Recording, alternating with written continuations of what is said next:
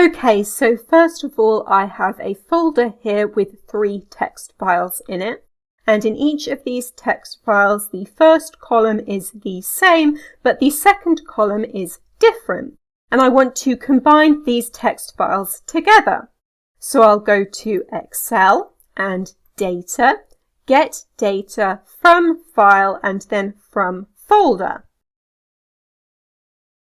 And then we'll find the folder and open it.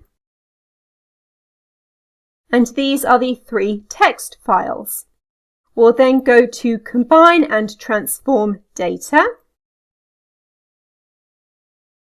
And it will use the first file as an example, and OK.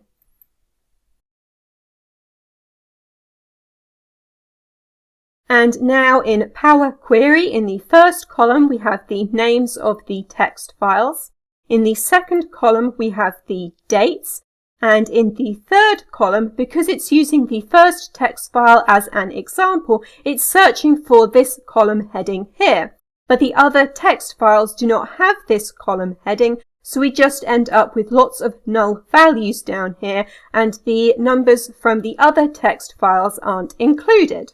In order to fix this, we need to delete this step here and also this step here. And then in this column, we need to expand the tables. However, this time, instead of searching just for this column heading here, we're going to search for the other column headings as well. So select Load More in order to make sure all of the column headings are included, and leave them all selected, and OK. And now we have the numbers from the other text files as well. I'll now hold down Shift and select these 3 columns and go to Transform and Merge Columns.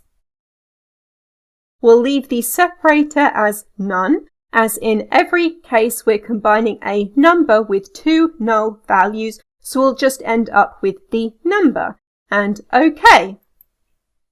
And now all of the numbers are combined together in one column. Now make sure you have the first column selected and go to Pivot Column.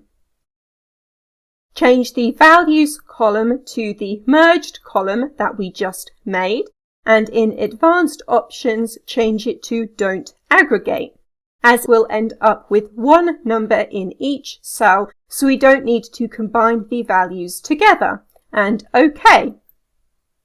And now the 3 columns have been separated again, only this time they are lined up. So in the first column we have the dates, which are the same in every text file.